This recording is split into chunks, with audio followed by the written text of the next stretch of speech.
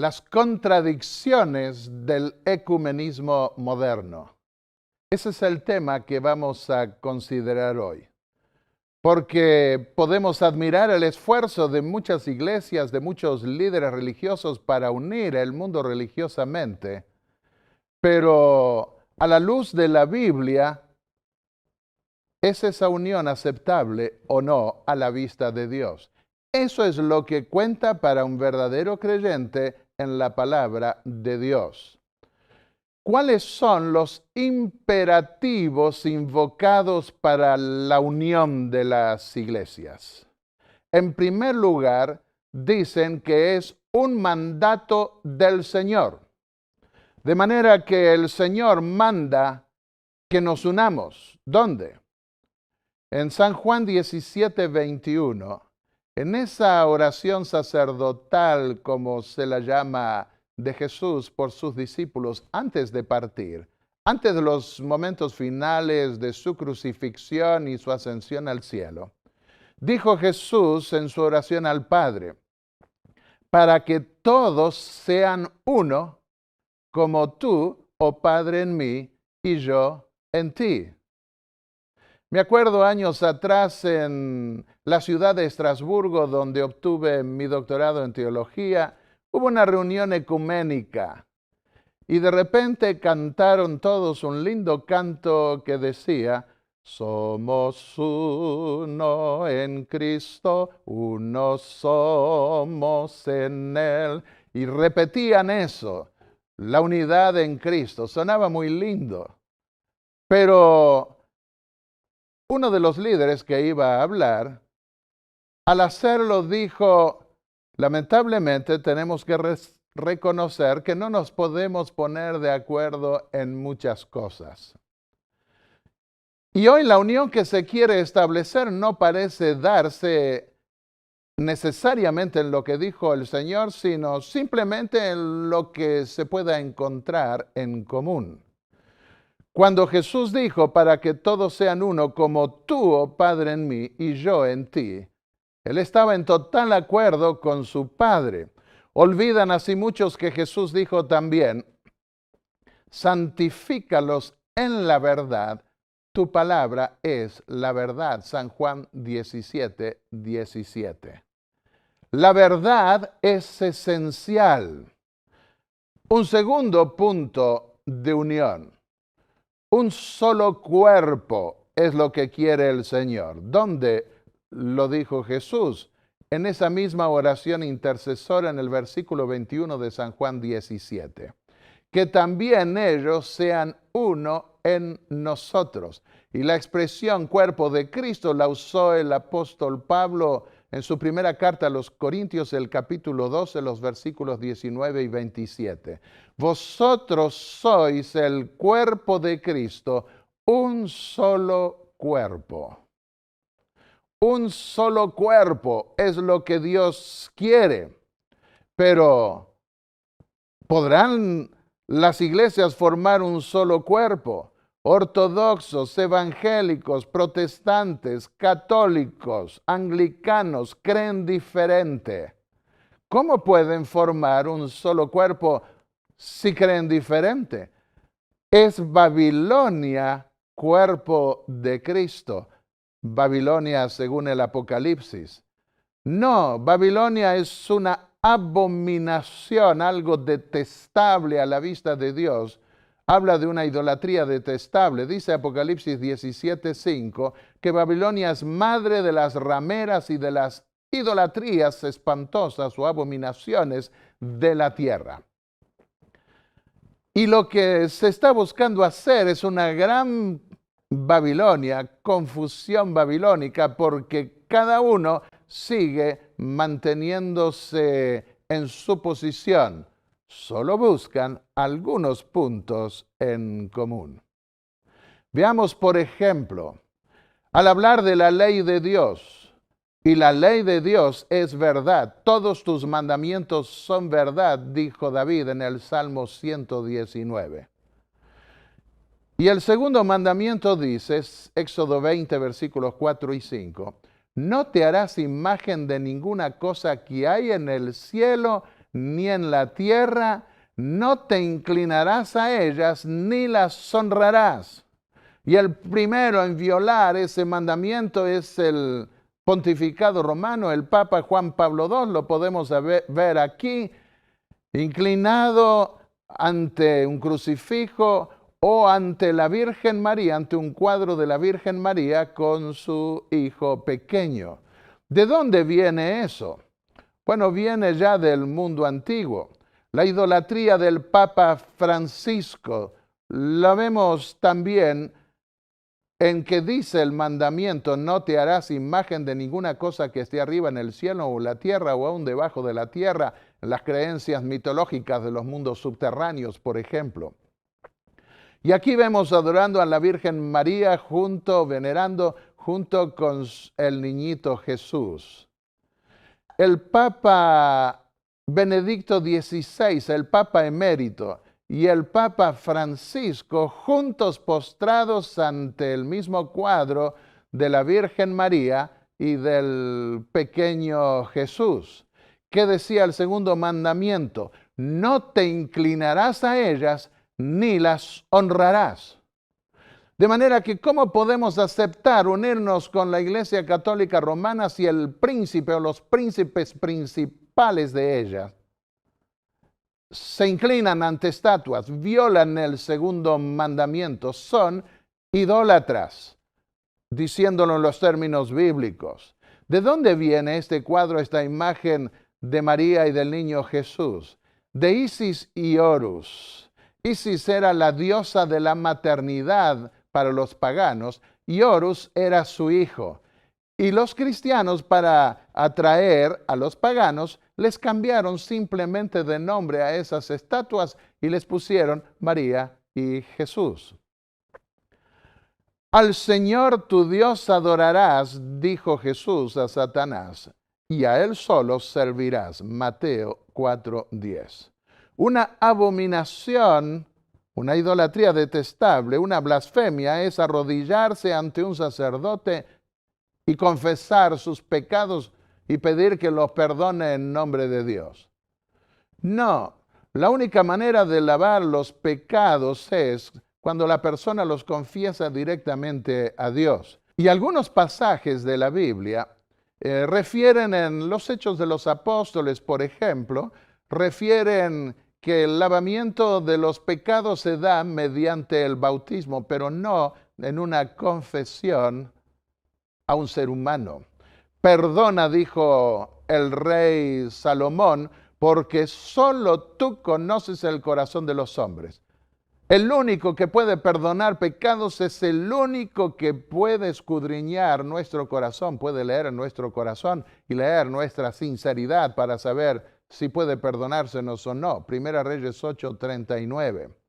Y acá vemos al Papa Francisco, también él dando un ejemplo de confesión en un confesionario ante otro sacerdote. La estatua de San Pedro, ¿fue realmente de San Pedro? No, era el dios Júpiter de los paganos. La estatua de Júpiter fue renombrada San Pedro. Y aquí podemos ver en esta lámina que esa estatua está en la Basílica de San Pedro. Podemos ver esa lámina que a fuerza de besar ese metal durante tantos siglos, ni se le ven ya los dedos. Esa estatua fue la estatua de Júpiter. Y la besan como si fuera San Pedro. La idolatría impregna la Iglesia Católica Romana. Cuando uno está en Estados Unidos y ve las iglesias aquí en Estados Unidos y luego va a algunos países en Latinoamérica católicas, queda impresionado de ver tantas imágenes que huelen a paganismo. La creencia en el purgatorio y en el infierno eterno no están en la Biblia. Aquí vemos una misa para presuntamente librar del purgatorio. Ese es un invento que viene de la Edad Media para tener sujetas a las multitudes y poder imperar sobre ellas. Queriendo congraciarse con el mundo moderno, el Papa Juan Pablo II dio una catequesis sobre el purgatorio el 4 de agosto de 1999 y declaró que la doctrina del purgatorio no está establecida de una manera explícita en las escrituras. Fantástico. Hay al menos un intento de reconocimiento porque ni siquiera en forma implícita está, atenta contra las doctrinas, algunas doctrinas básicas de la Biblia. También en una catequesis sobre el infierno el 28 de julio de 1999, dijo el Papa que el pensamiento del infierno no debe crear psicosis o angustia, ya que según él no es un lugar sino una exclusión personal y definitiva de la comunión con Dios y los benditos. Quiere decir entonces que yo no voy a pasar necesariamente por un asador ahora. Algunos católicos dijeron esto parece ser una nueva revelación. Pero lo que está queriendo hacer es congraciarse con el mundo.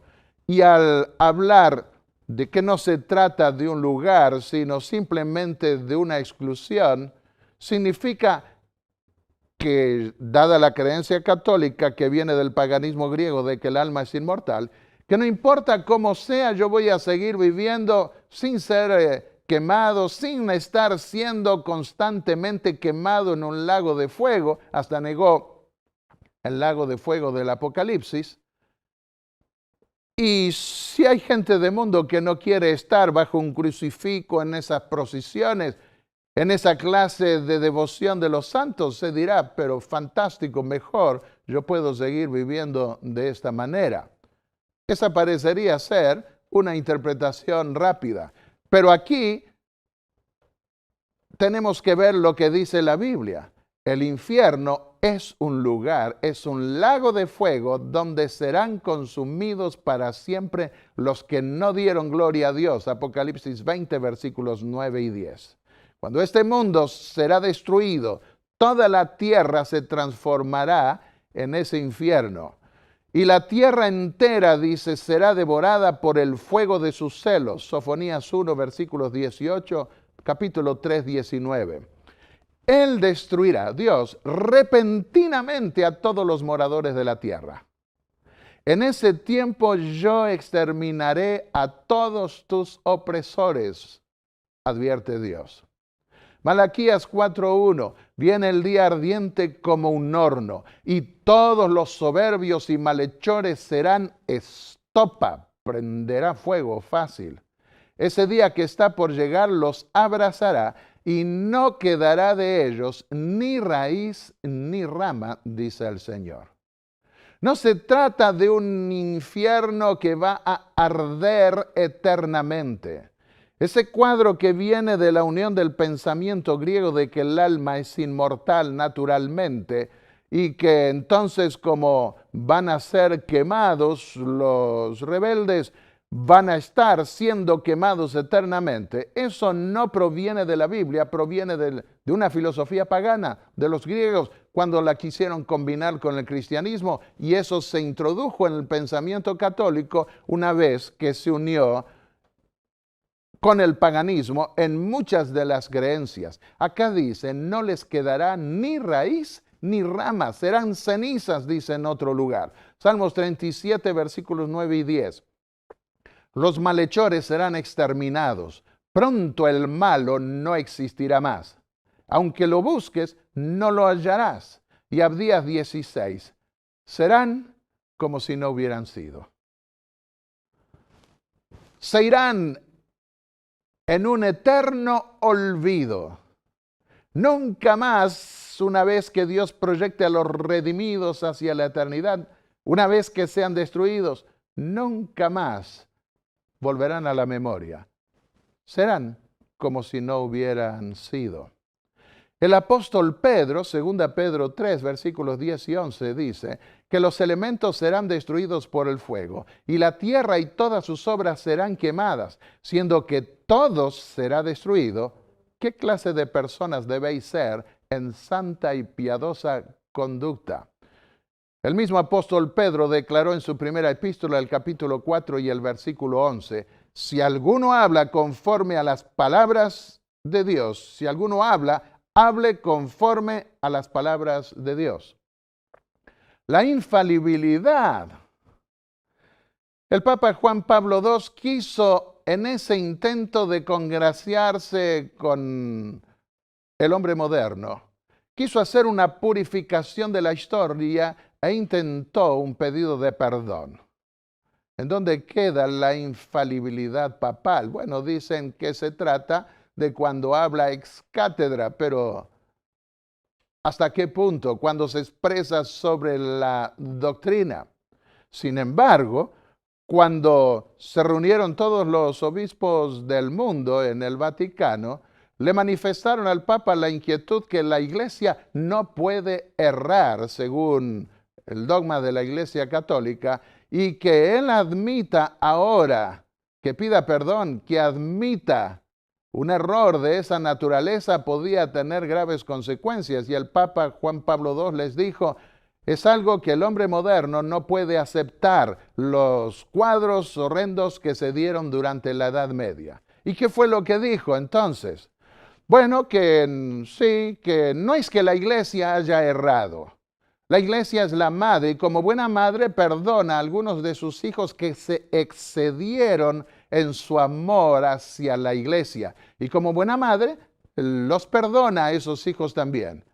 Y como el juicio pertenece a Dios, será Dios el que los va a juzgar. Pero a ellos no los podemos condenar, hasta los veneran como santos todavía, como al Papa Inocencio III, que lanzó las cruzadas para acabar con los albigenses, y así podríamos mencionar a muchos otros. ¿Cómo es que los veneran? Porque dicen que ellos lo hicieron por amor a su iglesia, y simplemente lo que pasó al exterminar, torturar y quemar vivos en la higuera fue un exceso de amor a su iglesia. Las indulgencias que motivaron la separación de los protestantes de Roma. Tetzel, Lutero tuvieron debates. Recogían dineros ofreciendo perdón de pecados y con eso construyeron la Basílica de San Pedro. Lutero clavó sus 95 tesis contra las indulgencias papales en la iglesia de Wittenberg. Y hubo ahora en el año 2000 nuevas regulaciones sobre las indulgencias, tratando de lograr afinar el lápiz, como quien dice, para que escriba bien de tal manera que pueda encontrarse una redacción aceptable para ambos lados. Unas nuevas regulaciones sobre las indulgencias, pero llegó el año 2000 y se llenaron de indulgencias en el jubileo papal que las vendían en monedas, liras de indulgencias, que tienen que ver con perdones de pecados. De manera que tenemos que preguntarnos, ¿qué cuerpo puede construirse así con tantas contradicciones y divergencias? ¿Podrán las iglesias ilusionarse con formar el cuerpo de Cristo con tantas doctrinas que niegan su palabra? Para formar parte del cuerpo de Cristo tenemos que estar de acuerdo con la Biblia. Ese es el principio fundamental. Pero pasemos a una tercera razón. La división trae descrédito ante el mundo, según se argumenta. Y la incredulidad aumenta en el mundo. ¿Por qué? Porque no estamos dando un testimonio unido. Y el mundo no puede aceptar esa división. Si nos unimos, vamos a volvernos más creíbles ante el mundo. Pero ¿para qué nos vamos a juntar? ¿Para engañar al mundo? Vamos a unirnos a toda costa. Va a ser una unión hipócrita, una unión superficial que está corroída por doctrinas en abierta contraposición entre unos y otros. Isaías 8:20 nos da la clave de cuál es la única base que podemos poner para la unión, a la ley y al testimonio. Si no dijeren conforme a esto, es porque no les ha amanecido. Si no se ponen los 10 mandamientos en el centro de esa unión, entonces esa unión no será estable y lo que veremos será una apostasía mundial generalizada, la apostasía babilónica de los últimos días. La trompeta debe dar un sonido certero y este pasaje es clave. Cuarta razón. En el número, dicen, hay fuerza, hay poder, hay dinero para proyectos mayores y hay respeto y reconocimiento. ¿Por qué hay fuerza y poder? ¿Por qué hay respeto y reconocimiento? Porque si somos muchos en los sistemas democráticos, los políticos, las autoridades seculares van a tener que ceder más fácilmente a las proclamaciones de la mayoría, porque el voto cuenta. Y entonces, si nos unimos, vamos a tener más poder y vamos a ganar más respetabilidad. Dinero para proyectos mayores. Se podrán hacer mayores empresas. Pero quiero advertirles que estos principios que se buscan para unir las iglesias, tienen que ver con lo que el apóstol Juan llamó justificación por las obras. La búsqueda del poder humano. Para que la fe realmente cuente, tenemos que ver la intervención de Dios. Solo el poder de Dios puede obrar maravillas y esa fe es la que solidifica, la que fundamenta, la que cimenta la fe cristiana. Por eso dijo ya el profeta Isaías y el apóstol Pablo retomó lo que dijo en Romanos 9:27. Si los hijos de Israel fueran como la arena del mar, tan solo un resto será salvo. Cuando el número es grande, cuidado, un resto solamente se salvará. David fue castigado por Dios cuando intentó censar a Israel. Quiso apoyarse en un ejército, porque no se contaban las mujeres y los niños antiguamente, sino los hombres de 20 años hasta 50, todo el tiempo disponible para ir a la guerra.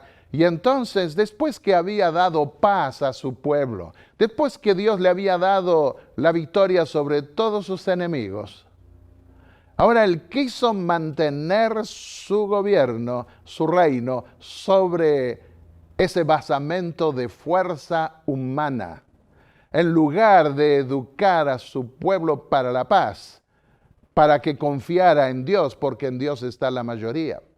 La experiencia de Gedeón y los 300. 32,000 vinieron de Israel para luchar contra los madianitas y esos ejércitos enemigos que los destruían. Pero Dios dijo, no, el pueblo es mucho, no sea que se alabe contra mí y diga, mi mano me ha salvado. 10,000 quedaron. Y finalmente 300 y los demás, dijo Dios, despídelos. Pero ¿cómo vamos a pelear con un ejército tan grande que viene de afuera solo con 300? Pero Dios dijo, si son muchos, creerán que es el poder humano el que los libró. Tienen que aprender a confiar en mí. Y quiero decirles, mis queridos amigos, que en Dios está la mayoría. No con ejército ni con fuerza, dijo Zacarías, Dios a través del profeta, sino con mi espíritu. Zacarías 4:6. La experiencia del cristiano, la vida del cristiano debe moverse por la fe.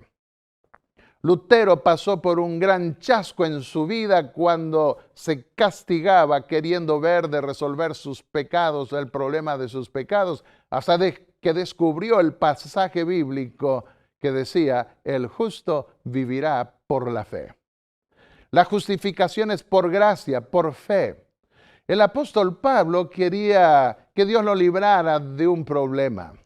Aparentemente él tenía un problema en la vista. No se sabe si fue cuando una potente luz lo tiró del caballo cuando venía a Damasco a tratar de destruir a los cristianos. Y quedó ciego por unos días. Dios le recuperó la vista, pero a veces Dios no recupera todo por alguna razón. Y él dijo que más tarde que le pidió a Dios que lo liberara. ¿Por qué se cree que era de la vista? Porque cuando lo mandó a bofetear el sumo sacerdote en un concilio, se enojó y dijo, pared blanqueada, estás allí conforme a la ley, contra la ley me mandas a bofetear. Y le dijeron, al sumo sacerdote de Dios maldices. Y él reaccionó y dijo, perdón hermanos, no sabía que era el sumo sacerdote. Evidentemente tenía un problema en la vista. Después en una carta escribió, mirad con cuán grandes letras os escribo. Años atrás, cuando estábamos en Europa, la mamá de mi esposa escribía cartas pero con letras grandes y de repente escribió con letras pequeñas, naturales. ¿Qué había pasado? Se había comprado lentes. Y no hay cosa peor para un predicador de tener que hablar y no poder bien a la gente a la cual se está dirigiendo. Y Pablo le rogó a Dios que lo librara, que lo sanara de la vista. Y Dios le dijo, bástate mi gracia, porque mi poder se perfecciona en la debilidad. Querido amigo que me estás escuchando, yo quiero decirte algo. No pretendas que Dios tiene que sanarte de toda enfermedad. A veces Dios prefiere no responder a esos pedidos porque Él sabe que es lo mejor. Y lo que nos corresponde es aceptar la voluntad de Dios. Por eso cuando le pedimos a Dios que nos sane o que sane a alguien, debemos pedirle que se haga su voluntad, no la nuestra. El mismo apóstol Pablo tuvo que someterse a esa voluntad de Dios. Y entonces llegó a decir, 1 Corintios 1:27, lo débil del mundo escogió Dios para avergonzar a los sabios.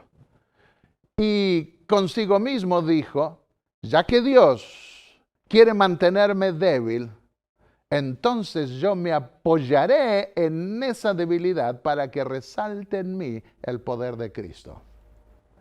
A menudo Dios obra en la debilidad humana porque le gusta mostrar su poder para socorrer a sus hijos.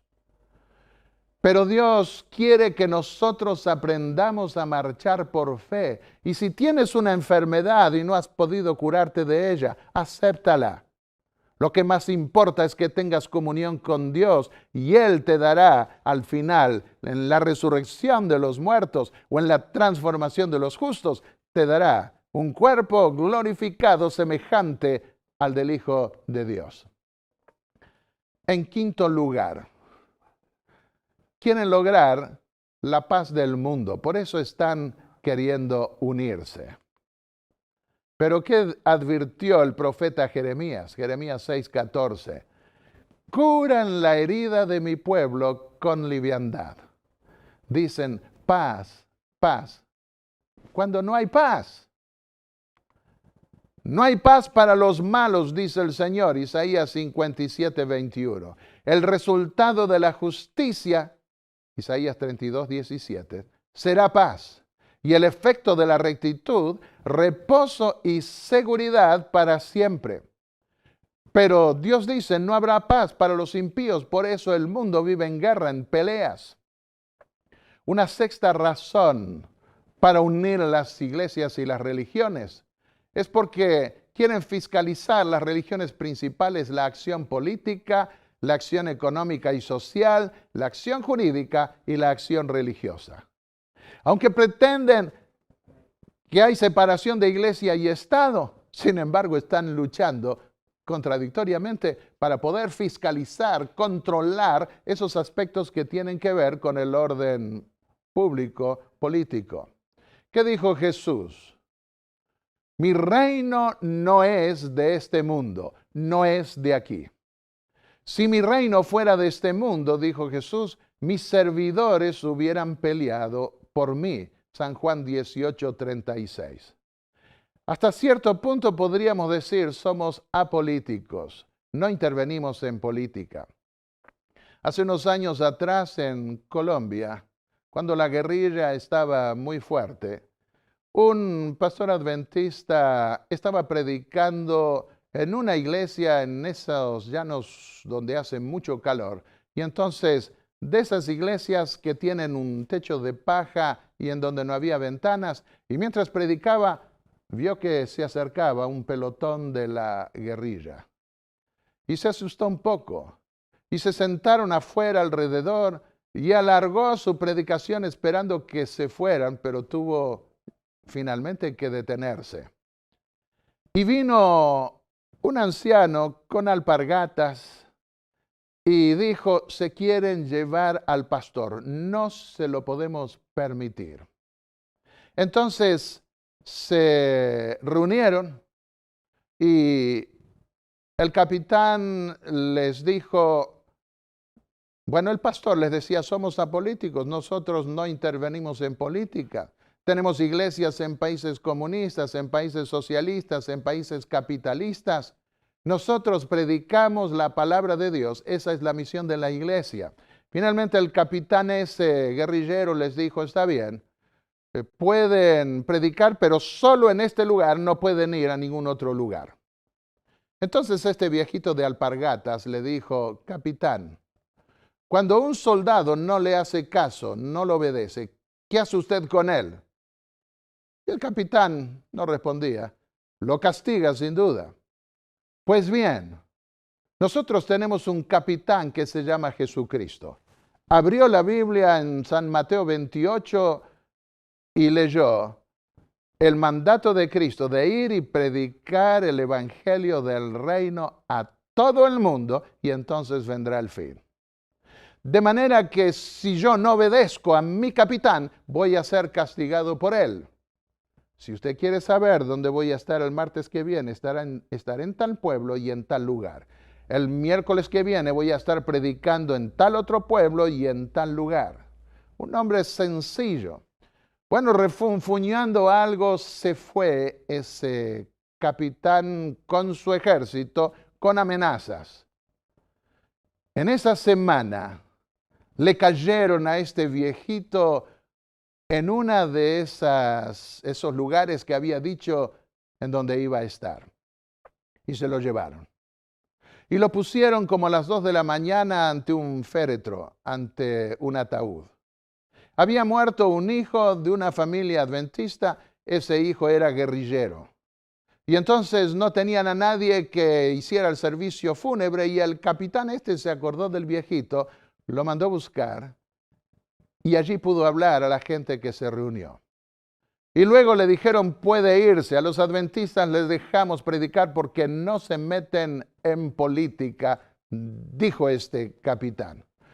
Bueno, nosotros apoyamos las autoridades políticas donde quiera estén, en todo lo que es factible para nosotros. Lo único que pedimos es libertad religiosa para poder proclamar el mensaje del Evangelio. Y en la separación de iglesia y Estado que hay en los gobiernos democráticos, esos gobiernos seculares no se meten en las querellas o discusiones de las religiones porque no les compete al gobierno la esfera religiosa.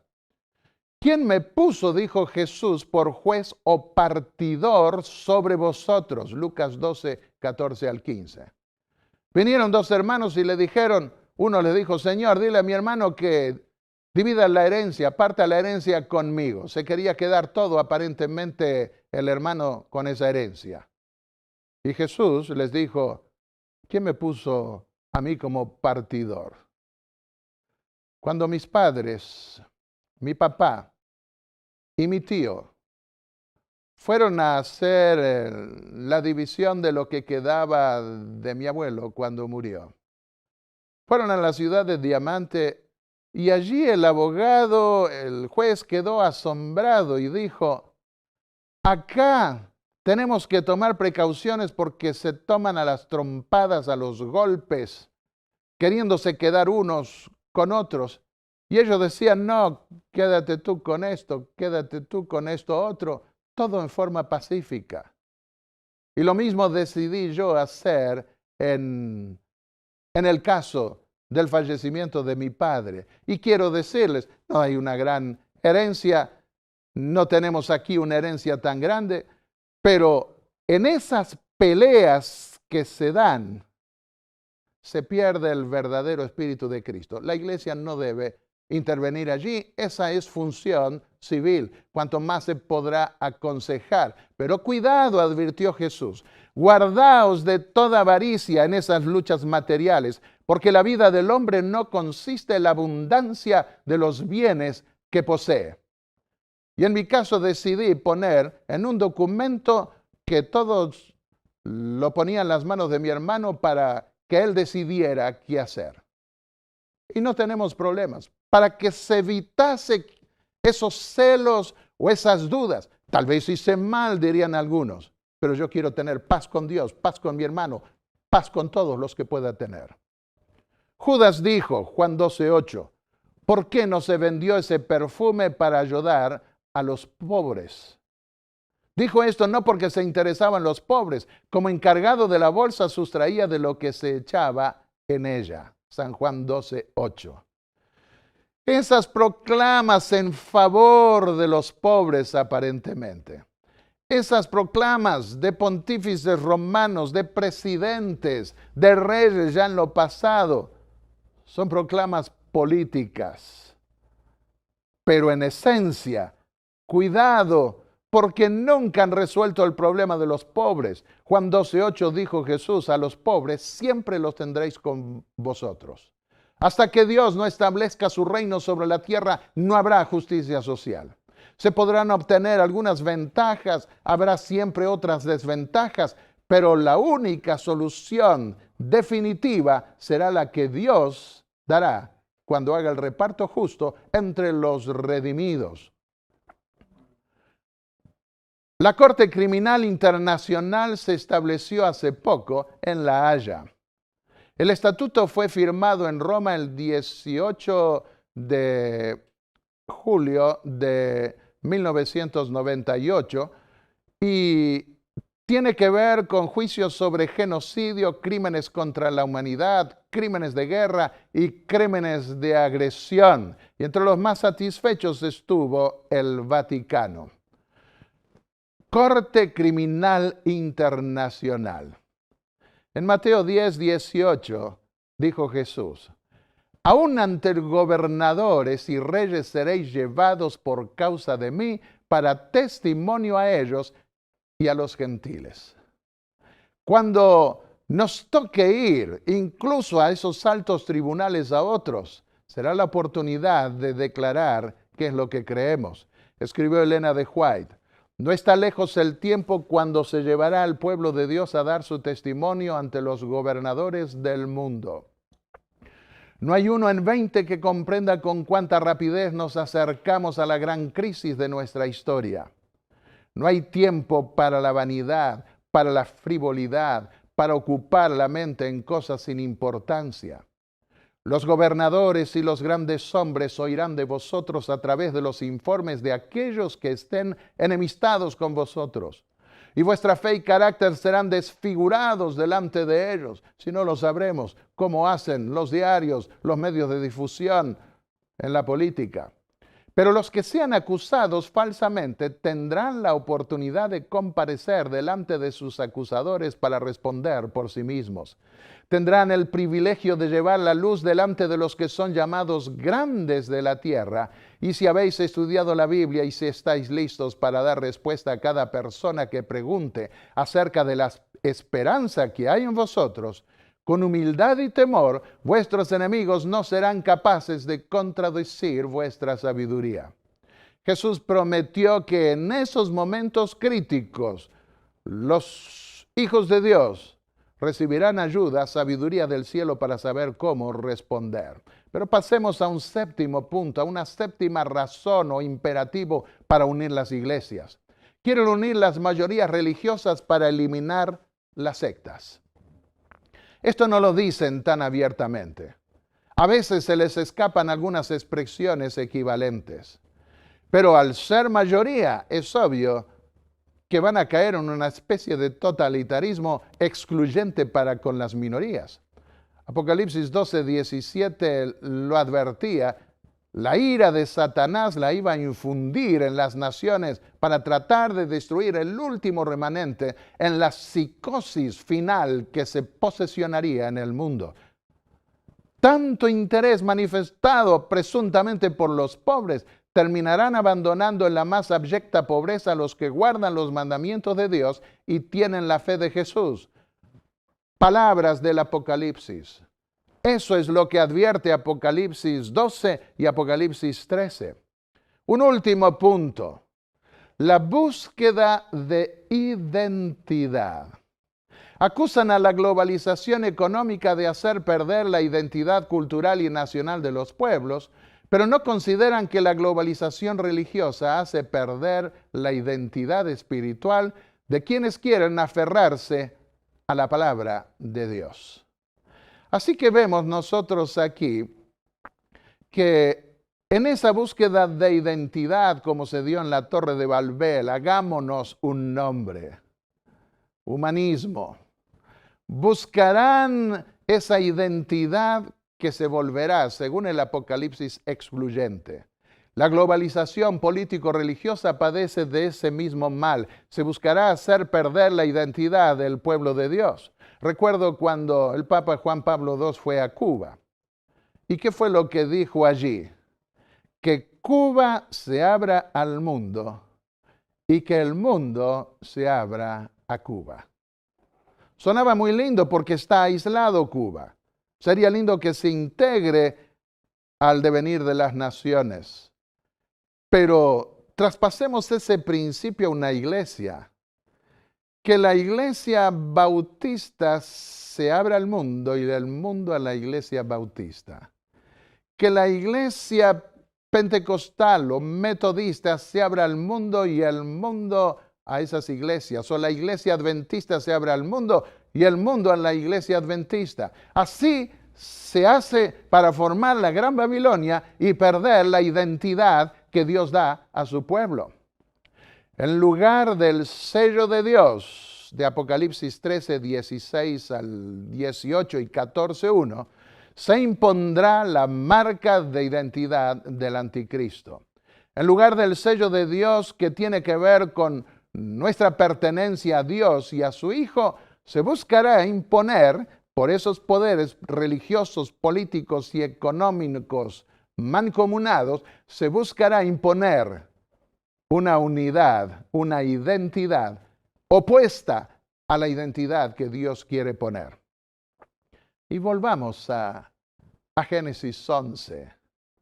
A esa época cuando los hombres quisieron unirse, cuando el mundo todavía estaba empezando. Había entonces en toda la tierra un solo idioma y un lenguaje común. Y dijeron, edifiquemos una ciudad, una torre, cuya cúspide llegue al cielo, lo que significa que reemplace el gobierno de Dios. Y hagámonos un nombre para no ser esparcidos por toda la tierra. Marca, dice Apocalipsis 13, nombre, número de hombre, humanismo terreno vemos en esta unión de religiones y de naciones. Apocalipsis 13, 17 al 18 nos advierte de esa marca que se impondría sobre todos los que se perderían, porque solo los que tengan el sello de Dios, el sello que está fundado en la ley de Dios, en los mandamientos de Dios, podrán ser resguardados, protegidos de la destrucción de las plagas finales. Contrasta el Apocalipsis los moradores de la tierra con los moradores del cielo. ¿Eres tú un morador de la tierra? Bueno, desde la perspectiva humana todos somos moradores de la tierra porque no podemos salir, despegarnos de este mundo. Sin embargo, aquellos que tienen fe en Dios son considerados en el Apocalipsis como moradores del cielo porque habitan allá por la fe en una dimensión espiritual y se los contrasta con aquellos que tienen el foco puesto en la tierra. Apocalipsis 12:12 dice: alegraos cielos y los que habitáis en ellos. La Jerusalén de arriba, dijo el apóstol Pablo, es la madre de todos nosotros. Gálatas 4:26. ¿Quién es nuestra madre? ¿Es la iglesia de Roma? ¿Es Constantinopla? ¿Es la Meca? ¿Es la vieja Jerusalén? No, la ciudad celestial donde Cristo está preparando mansiones para los que esperan, confían en Él, en su segunda venida. Esa es la única madre que nosotros tenemos, esa ciudad de Dios. Hebreos 12, versículos 22 al 24, dijo el apóstol Pablo: os habéis acercado a la Jerusalén celestial. ¿Cómo si está tan lejos? Pero por la fe. Por eso escribió el apóstol Pablo en el capítulo anterior, el capítulo de la fe. Y habló de Abraham y de Moisés como habiéndose sostenido como mirando al invisible. Hombres de fe. Os habéis acercado a la Jerusalén celestial, a innumerables huestes de ángeles, a Jesús, el mediador del nuevo pacto, a nuestros sumos sacerdotes. Pero en la tierra hay una adoración orientada hacia lo terreno. La adoraron todos los moradores de la tierra cuyos nombres no estaban escritos en el libro de la vida del Cordero, dice Apocalipsis 13:8.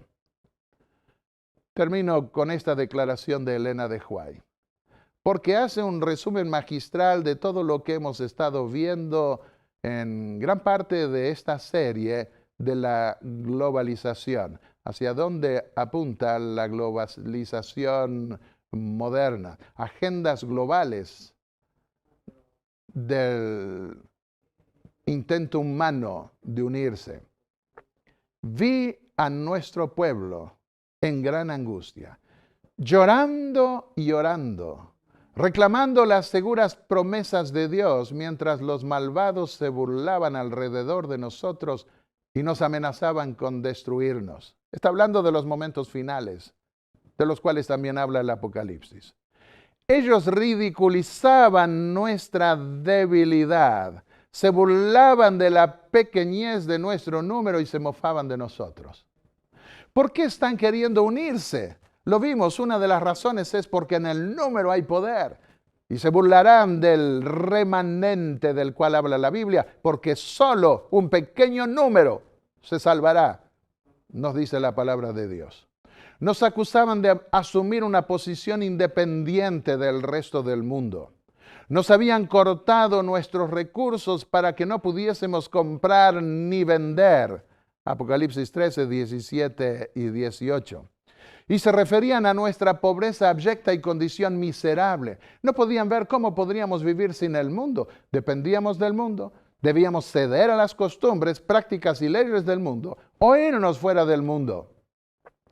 Si nosotros éramos el único pueblo del mundo al que el Señor favorecía, las apariencias estaban terriblemente en nuestra contra. Declaraban que tenían la verdad, que se daban milagros entre ellos, que ángeles del cielo hablaban con ellos y caminaban con ellos, que gran poder y señales y maravillas se llevaban a cabo entre ellos. Eso lo vimos cuando consideramos en el segundo tema de esta serie, cómo engañará al diablo a las naciones, algo que ya está ocurriendo. Y que este era el milenio temporal por el que habían estado esperando por tanto tiempo. Quieren que este tercer milenio sea un milenio de paz. Es loable buscar lograr algo así. pero no lo harán sobre las bases de la palabra de Dios. Y finalmente volcarán su ira porque no tendrán la bendición del cielo. No puede haber bendición divina sin que se guarden los mandamientos de Dios. Y entonces volcarán su furia contra ese pueblo y buscarán acabar con él, doblegarlo, someterlo a través de un boicot económico y finalmente con la pena de muerte. El mundo entero se había convertido y estaba en armonía con la ley del domingo, y este pequeño y débil pueblo estaba de pie desafiando las leyes de la tierra y las leyes de Dios, y reclamaban ser los únicos que tenían razón sobre la tierra. La globalización terminará en una tremenda discriminación. Se quejan hoy muchos de una discriminación racial. Se quejan de discriminaciones o políticas o de castas, pero pronto será una discriminación religiosa. Apocalipsis 2:10 dice, sé fiel hasta la muerte y yo te daré la corona de la vida, dice el Señor. Querido amigo que estás viendo este programa, de tal manera amó Dios al mundo, nos dice el Evangelio, que dio a su Hijo por nosotros. Él dio su vida por ti, le darás la tuya. ¿Quieres prepararte para la tormenta que se avecina sobre el mundo? Porque no habrá paz para los impíos, dice la palabra de Dios. Jesús dijo, los mansos recibirán la tierra por heredad. Y nosotros esperamos cielos nuevos y tierra nueva donde mora la justicia, pero esto solo lo puede hacer Dios. Hoy da libre albedrío y el resultado se ve en que los hombres se envalentonan en su rebelión contra Dios. Pero es posible para todo aquel que se humilla ante Dios, pida el perdón de los pecados y fuerzas para guardar sus mandamientos, es posible formar parte de ese reino ya desde aquí y pasar a ser morador del cielo en una dimensión de fe, en una dimensión espiritual. ¿Quieres ser tú uno de ellos? Te invito a inclinar el rostro para que luego, cuando el Señor venga, pueda también ponernos sobre grandes cosas en su reino. Padre y Dios Santo, que estás en los cielos, gracias, Señor, porque tu palabra es el centro de nuestra fe y queremos que tu ley pueda determinar qué puede unir y qué puede dividir. Porque tu ley revela los principios de tu reino que se ejercerán en esa ciudad eterna que estás preparando para los que te aman, y nosotros queremos ser ciudadanos de ese reino. Gracias porque por el sacrificio de Jesús podemos serlos. Sabemos que hay gente sincera en todas las iglesias, pero Señor, ninguna unión prevalecerá realmente con tu aprobación si no lo es sobre esa base de tu ley y del gran don de tu Hijo amado que dio su vida por nosotros. Permítenos, Señor, afirmarnos en esa fe de Jesús, en ese testimonio de Jesucristo, para que podamos estar entre aquellos que se mantendrán firmes en el día de la venida del Señor. En el nombre de Jesús. Amén.